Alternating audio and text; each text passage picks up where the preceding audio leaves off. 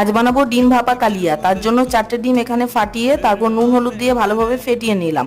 Tiffin বক্সের ঢাকনাটা বন্ধ করে দিয়ে কড়াইয়ে জল গরম করে এরকমভাবে উপরে একটা ভারী জিনিস দিয়ে বসিয়ে দিয়েছি। হয়ে গেছে। আধ ঘন্টা বাদে এটা খুলে নিয়ে চামচ দিয়ে সাইডগুলো কেটে নিয়ে তারপর পিস পিস করে নিয়েছি। আমি বড় বড় পিস রেখেছি, আপনারা চাইলে ছোটও করতে পারেন।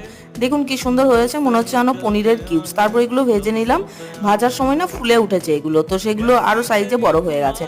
কড়াইয়ে দিয়েছি তেল, তার মধ্যে দিয়েছি 5 ফোড়ন, তারপর আলু ভেজে নিয়ে পেঁয়াজ দিয়ে আদা রসুনের পেস্ট, তারপর নুন, তারপর লঙ্কার গুঁড়ো, তারপর হলুদ গুঁড়ো, বেশ কিছুটা টমেটো, সাথে ধনের গুঁড়ো, তারপরে ঢাকা চাপা দিয়ে কিছুক্ষণ রান্না করে দিয়েছি গোলমরিচ গুঁড়ো, তারপর একটু গরম মশলা। গরম মশলাটা মাস্ট, এটা স্কিপ করা যাবে না। তারপর জল দিয়ে ফুটতে দিয়েছি। ফুটে উঠলে তারপর এই যে ডিম ভাপার যে কিউবগুলো আছে সেগুলো দিয়ে দিয়েছি। দেখুন রেডি হয়ে গেছে।